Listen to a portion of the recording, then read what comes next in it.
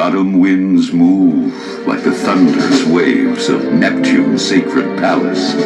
And here, amongst the blackened soil, lies the ragged hands, worn, torn, and callous. They await with cunning and vicious prowess, for the warriors have returned.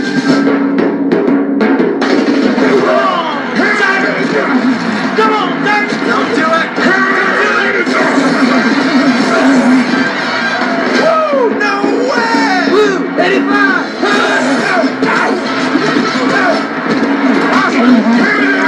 Crying out loud! You're making me driving me nuts! But behold, Hello, all you gridiron fanatics. Glad you could join us here for another off-season episode of Gridiron Gab Pro Style.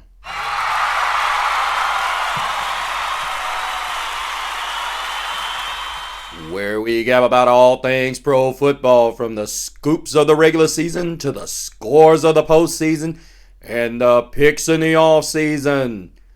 Let's start gabbing.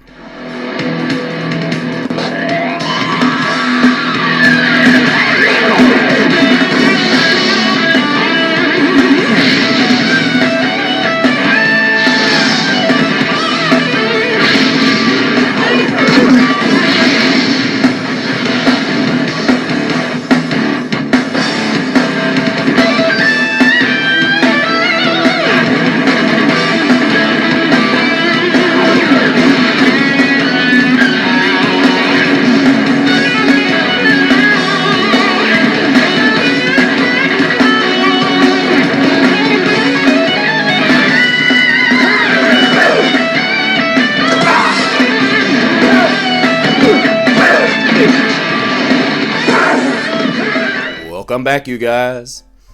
Thank you for joining us yet again for another edition of Gridiron Gab Pro Style Off-Season Edition. I am, of course, Mr. CeeLo. Before we get started here on this edition, which is the New York Giants edition, I must take a moment to recognize a few of my awesome guys out there in YouTube land, because my Washington Commanders show really surprised me. I want to first give a shout out to Gregory Pet 7266. Thank you for so much for the comments, my friend. At Veritax, I will answer your question. You asked a very good question in that Commander show, and I will respond to it in a later date. I will hit you. Keep an eye on the show, and I will give you a comment on that. Veritex and Gregory Pet 7266. You guys go over and subscribe to those guys. They were really great in the comments section. Tiger 366, thank you so much as well for the comment as well. I will also reply to your comment in a later date. But guys, keep following along so you guys can see that your comments are followed. It's shows like this that's hard for me to comment on because I'm doing different squads, but we are in the NFC East. Shandog as well. Once again, replying to one of my shows. I think I have a fan here. Thank you so much, my friend. And you guys really did a great job going at him. SIDAN 7003. Thank you so much, my friend. MC Fact 1827. Thank you also. All you guys, when you go to these guys' pages, please like them and subscribe to them, or check out their material at least, so we can support them as well. But thank you guys so much. Make sure you go to their channels, as I said, and check them out as well. You guys go to our Facebook page and our YouTube channel and check out the other shows that we're doing. I'm trying to get these things out as fast as I can, but we've got breaking news just popping out all over the place, you guys. And with the combine going, it's going to be just straight and utter madness. But let's get into the plate of the matter, which is the New York Football Giants. Shall we? The Giants finished 6-11, third in the NFC East, and had arguably a disappointing year considering last season what the expectations were coming into this season. And looking at what this team was capable of doing last year, it was definitely not a fun time for the Giants. If you look at what they were incapable of doing last season, I would say, as I said before, turnover margin makes a huge difference, you guys. A loss of a key player like Leonard Williams doesn't help matters either. So let us dig into this, shall we? Let's go to the statistical aspect of this thing. Saquon Barkley was short of 1,000 yards. Saquon Barkley was short of 1,000 yards last year, but we could all point to the offensive line being absolutely, I don't want to say atrocious, but when you don't have a quarterback, and I'm not trying to be critical of DaBoll, but you gotta, I mean, I'm not going to sit up here and say that the play calling was bad. The offensive line all the way across needs to be fixed. I mean, Evan Neal has been a disappointment, and there's no other way to put it. There really is no other way to put it. But looking here, there could be a lot of changes on the horizon, but here's the issue. The Giants are going to have to make some serious decisions here. I heard so many people talk about what the Giants need to do. Me personally, this is not going to be a one-year fix because you ultimately overpaid Daniel Jones. Now, the only plus to this is you do have an out of his contract, which is next season, which I expect the Giants to do it unless Daniel Jones comes out and just blows everybody away, which I don't see that happening. Is that your best? That was pathetic. Now, let us take a quick look before we really start dabbling into the statistical aspect of this whole season. Let's look at what the Giants have in draft picks. They have the 6th pick, the second round 6th pick, which is the 39th pick. And then they also have the Seattle pick, which is going to be the 14th pick.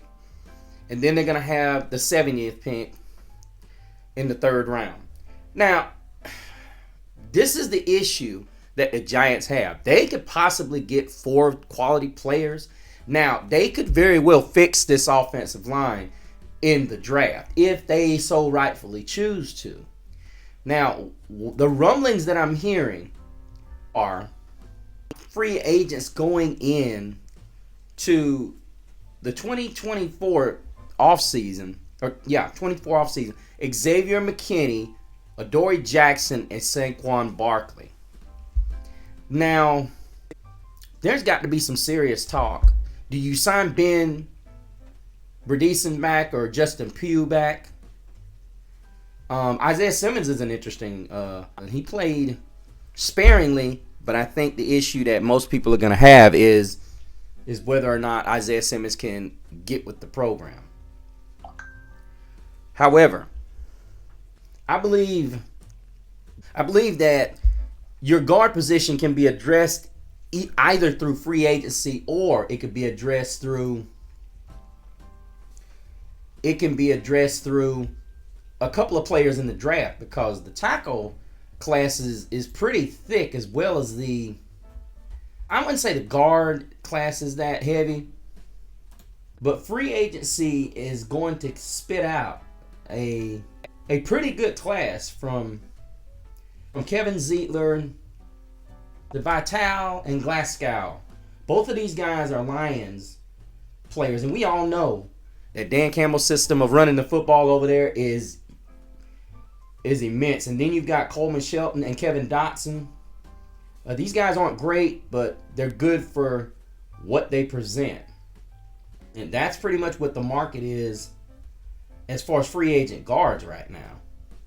And then, of course, you got Laken Tomlinson and Cody Whitehair and Kevin Zeter. As I said before, Phil Haynes. I'm just going to say this guard market is big, but at the same time, the Giants do not have a whole lot of cap space to deal with. Not to mention, they've got to sign Xavier McKinney back. And there's not a lot of attractive players out there that can do what he did at the rate that he did it. So you're talking about a really good player that really needs to be reimbursed. And he's going to have to be. I think ultimately the Giants are going to have to ante up and give Xavier McKinney what he wants. Unless you're going to find a way to get Antoine Winfield or Terrell Edmonds. I mean, this is a guy that's 25 years old. If you're the Giants, you cannot just let this guy walk. You can't. And then you've got to consider the franchise tag of Saquon Barkley. I'm hearing people say that they're going to let him walk, they're going to let him do this, they're going to do that. And my question is, why? Why is this even a thought that's going to cross your mind? As I get it, if you're trying to clean up the cap and you're trying to get certain things, I don't want to say ousted, but you want to get certain things put into place. The first thing you got to have is a quality running game. And right now, you had a team last season. I want you guys to see this. And now this is with Wink Martindale. So you're going to have to understand there's going to be a huge difference between this football team and this one next year. This one coming up next year defensively. The Giants were tied with the Ravens at number 1 for turnover differential. They had 31 takeaways, guys. And he only gave the ball away 19 times. For a team that was number 1 in the league and only managed to win 6 games, that ain't good. And it's not going to be any better with Wink Martindale going out the door. I'm just going to say what it is. That's not going to be very good. I mean, you pretty much, when you let Wink Martindale walk out the door, you pretty much in a nutshell, put yourself back in the bottom of the barrel of the NFL unless you can make some changes. And I honestly do not think, I like Shane Bowen. I think he's all right, but I didn't see that much out of Tennessee's defense. I didn't see Tennessee as a football team that can create those kind of pressures and that kind of secondary ball hawking mentality. I'm not seeing that with the Giants. Not with this team coming up, especially if you're talking about now re-signing Xavier McKinney. But let us take a look at the defensive stats. We'll look at the offense in just a second, because there are a lot of people that are thinking that they're going to take either a offensive tackle or a wide receiver. I'm at the sense that the Giants need to take a defensive tackle. They're gonna need to take a defensive tackle, because they really did not get a whole lot. And this is just what I saw. They did not get a whole lot out of the defensive tackle. And generally, Wink Martindale's defenses aren't as prolific, other than Dexter Lawrence. And you look here, you got Jaheed Ward, Kayvon Thibodeau. That was a steal. I don't care what anybody says. The Jaguars are going to kick themselves for days and days and years. Because not only did you let... Never mind, I'm not going to go. But the Giants... Kayvon Thibodeau has answered a lot of questions, you guys. This guy... And this is the guy I worry about with Wink Martindale no longer being the coach. Is he going to still be that record that he was? So you got Jihad Ward with 5 sacks last season. And Dexter Lawrence, of course, from that roughhouse that he is, with 4.5. Azeez Ujulari and Bobby Ozark at 2.5. Jason Pinnock and, of course, Leonard Williams, before he was traded to Seattle, had 1.5. Of course, Leonard Williams, before he left for Seattle, had 1.5. And disappointingly, Isaiah Simmons had only 1 sack, coupled with 50 tackles. But this is just what my look on this is there's not going to be a lot of there's not going to be a lot to desire, in my opinion. Now, guys, I have looked at the 3 parts to this draft, and I've looked at what the Giants' top 5 free agency targets are. You got Josh Jacobs, you got Curtis Samuel, Michael Onwenu out of New England, Jonah Jackson out of Detroit, Leonard Williams, of course. And let's look at the draft, you guys. Ultimately, you have to understand what it is you have as opposed to where the market is. Now, I understand you do want to look in free agency and kind of gauge what is out there. I totally understand that. But when you're in a situation where you got the 6th pick, and honestly, you need players in the worst way. And honestly, you have to figure out a way to get these guys. You have to figure out a way to find a way to get these guys. Apparently, you got a lot of selections you can make as the Malik Neighbors probably gone, and Joe Alt is a guy that you could possibly jump on as your franchise tackle. I'm not sure he's going to be here at 6. I think there's going to be a battle for those quarterbacks. They'll be off the board, as well as, more than likely, I think Nate Wiggins is a great prospect, but I think you can get him high, a little bit lower. I don't think Cooper DeJean is a better prospect than Nate Wiggins. I know people are going to say he's a lot slender than Cooper DeJean, but, you know, the thing about Wiggins is he has played some quality competition. I get it. The Iowa Hawkeye defense was just absolutely smothering. And I just have a love for long, lanky defensive backs. And now, however, why I do say that I believe that the Giants need to make a move at defensive tackle. I also think that if, you know, between Deonte Banks and you're allowing Adoree Jackson to walk, and, you know, considering Deonte Banks was in his rookie season and made some decent strides last year, I think it would be in the Giants' best interest to take a cornerback. I know a lot of people are going to say, well, why would you take cornerbacks back to back in the first round? Well, that wouldn't be my take unless I knew I needed to have these corners covering and I can go into free agency, which I think the Giants could do.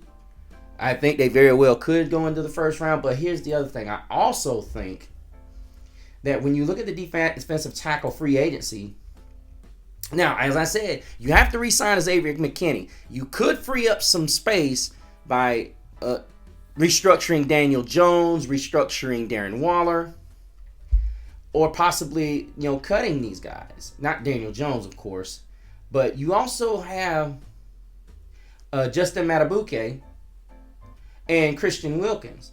Now, you're going to hear me say this a lot about these couple of guys here. These guys are going to be the crown jewel. You could even take an argued shot at DJ Reader. He's 30 years old, excuse me. But most of your good defensive tackles, they're right at 30. But you need guys like that are good run stuffers like Bilal Nichols. And you could very well see if you can muscle away Maurice Hurst. Javon Kinlaw. This is a guy that hasn't performed up to the first round expectations that the 49ers were looking up to. So he could be either, if he takes a pay cut, he could stay, but I don't know if he will. And that's what I would do in a sense. I think, now this is just what I'm seeing. Now, Dallas Turner had a phenomenal combine today. Now, he's probably going to go up that big board. there's a lot of ways the Giants could go here, but to me, my boy Byron Murphy makes a whole lot of sense here. And see, if you can get him at a lesser value, and you could possibly let somebody slide up there and take away. You could possibly get you some draft capital and move up for teams that would want Malik Neighbors, Joe Alt, Cooper DeJean, Rome Odunze, and possibly even Nate Wiggins. Because here's the thing. If you get Byron Murphy, this is a guy, in my opinion, he was so vital to what the Texas Longhorns did. And if the New York Giants can take this guy, maybe get an extra first or even an extra second, that would be immense.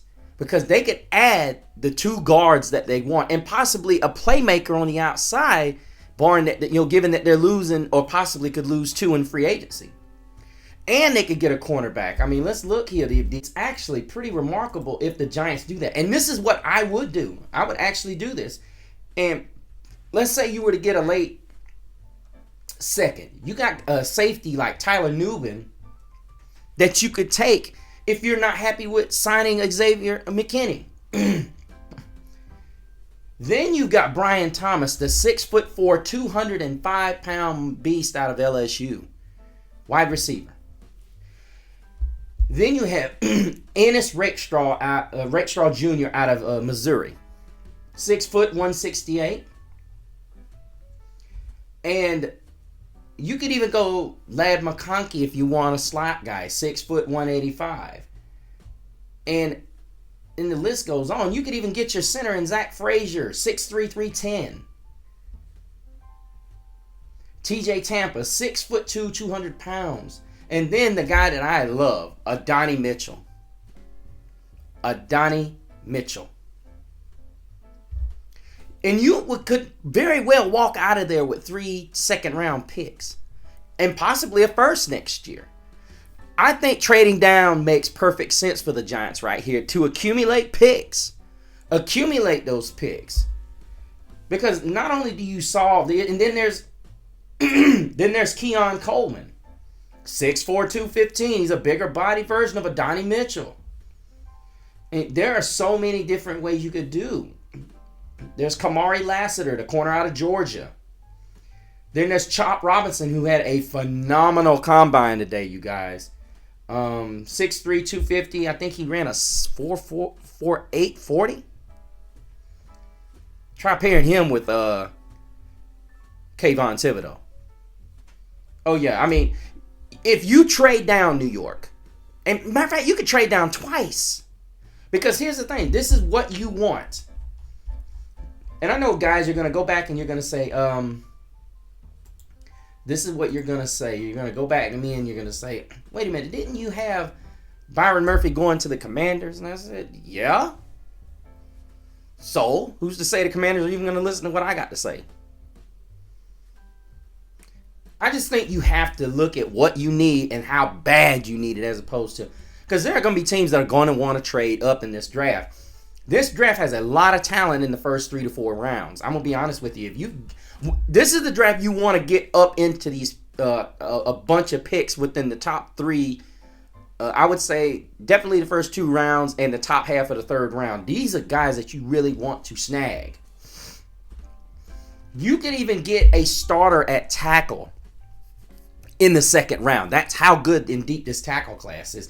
Basically, that's how talented this entire draft is. This entire draft is just so talented. It's not one of those top-heavy drafts where outside of the 1st round, maybe the first 45, 60 picks, you're really just kind of flipping a coin. This one is deep.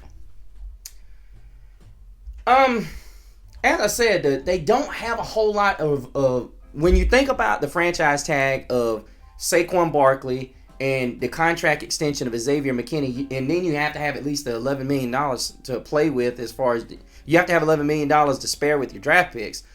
And with the Giants, it may be more than that because they're probably going to go for it. The way it looks right now, and I think the Giants definitely need to take a swing at free agency, but they also have to be smart about it. They've got 2 second-round picks right now, and that's why I say if the Giants were to trade back, they could possibly snag a good first-round pick next year and have some work to do if there's a quarterback in next year's draft that they like over Daniel Jones. See how that works? Because anytime you pick that high, see, the Giants really don't need a foundational piece. They really have it on defense with Kayvon Thibodeau. And I think they need to sign Xavier McKinney back because you'll have your elite player back there. As well as you re-sign Saquon to another franchise tag. And ultimately, you can, and I'm not trying to be mean, Giants fans, you can pretty much say goodbye to the Barkley and Jones duo at the end of this season, you know, if it doesn't materialize out to be wins. But outside of that, you guys, I'm looking here at your linebacking cores. Like I said, McKinney had, the safety had 116 tackles. Bobby Okereke had 149. He's a guy that is very good. Michael McFadden was very efficient all over the field, as well as Jason Pinnock with 85 tackles. But not really much on the linebacking core. I think that could be something that they address later on. I don't think it's going to be something that they overly just go over, because they're going to have to figure out other ways to create plays because of Wink Martindale's creative nature over what he did last year, and it's just not easy to replace. But as I said, talk a lot about that defense, because really we all know what needs to happen on offense. They need to overhaul the offensive line, and I know a lot of people are going to say, well, you didn't talk much. Yeah, I pretty much said that they need to go into free agency and deal with that. And if they can in the second round, in the third round, you could get 2 guards. And I can go into that real quick. They can go and snag 2 guards in the third round. Matter of fact, they can snag 1 late in the second. If the Giants take that 6th pick and trade down, they can get a second. They could get another first and a second. And this is what they would be able to get. This is what they would be able to get, you guys. Let me go ahead and throw this out here for you, because a lot of people then they're going to say, well, they're not going to be able to do what they need to do if they're okay, see, you got Christian Haynes. You could get this guy at the top of the 3rd round, or you could trade down one of your second picks and get this guy. Oh yeah, as real as it feels. You could trade down and get this guy at the top of the 3rd round. Then there's Blake Fisher, the big guy out of Notre Dame, the tackle out of Notre Dame. You could very well draft him and put him at guard. I mean, he's got the feet for it. I mean, a lot of people are going to say, you need a tackle anyway. You could get Blake Fisher here. Or you could take a guard out of free agency. I mean, there's no big deal about not, saying that, hey, we can get this guy and move him to guard. I mean, most of your tackles that you take are either later than the second round anywhere, either going to be guys that you're going to convert to guard, or they're going to be good backups. You have some starters. I'm not saying that they can't be, but you do have some good guards. Jeremy Trotter Jr. is an interesting prospect for the Giants. He, to me, would be a great fit for putting him in that middle linebacker spot for the Giants. I think he'd be an excellent fit, because this guy, he was so good at Clemson. He was exceptionally good, and he tackled everything. And then there's Christian Mahogany out of Boston College. You could very well go here. And I know a lot of people are saying, oh, you're saying they could go here, they could go here. Well, that's the point. You're supposed to be throwing out ideas in which this team could go. My personal thought is I would trade down from that number 6 and go and get more picks. You need more picks because you're not going to have much value in free agency. Not with the type of guys that you want. The guys like Christian Wilkins, the defensive tackles that you want, you're not going to be able to get these guys. So in my opinion, you trade down. You go get Byron Murphy the 2nd. And you could probably trade down twice. Because I can guarantee you there's going to be 3 players. There's going to be at least 3 players that teams are going to want to trade up for. One of them being Joe Alt. Possibly Cooper DeJean, and I would say Nate Wiggins or Talise Fuega out of Oregon State. That's at least those guys. You're going to get at least 3 trades early because some of the teams you're looking at are not going to want to take these guys this high because they're not that certain player away from being that good. They need these players, but they want to create draft capital. You're seeing more and more of the teams at the bottom trading up to get these players now. And you're seeing it more and more often now because teams don't want to sit back there and take players at the bottom of the... These trades are for teams that understand they're this player away from being a champion. So you're going to see, if you see that, you're going to see teams trading up from the bottom and possibly giving first-round picks next year along with second-round picks next year. So these picks have a lot of value. And the Giants need to go and get the bag in draft capital. But anyway, you guys, I got to get up out of here. As I said, this will probably be the last year of the Barkley, the Jones-Barkley era. And hopefully Jones can live up to what they paid him for. I sincerely don't think so. I think their best opportunity was when Wink Martindale was here, and now he's no longer the defensive coordinator. So there's going to be a lot of adjusting that's going to have to happen. DaBoll's going to have to figure out how to get Saquon the ball, and they're going to have to get another playmaker. You know, I'm suspecting they're going to get it in the draft. As I said, I told you guys, I think a Donnie Mitchell would be a huge addition if Darren Waller can be healthy. But let me know what you guys think. I love your comments as always. You guys are awesome. I certainly do appreciate it. Please load this thing up. Always go to my Facebook page, Gridiron Gab Pro Style, as well as go to my Instagram at Mr. CeeLo. Hope you guys checked out my You Be the Juror channel and looked at my preview for the American Conspiracy, the Octopus Murders preview on Netflix. Go check it out. I'm also going to be doing a review of all four shows, and I will be giving an overall critique of it. But until the next time, you guys, same Gab channel, same Gab platform. But behold, there is a warm breeze that comes from the west. The blazing sounds of victory fuel their everlasting quest. It is a call to arms, for they are here. An army that has the will to challenge and the will to dare.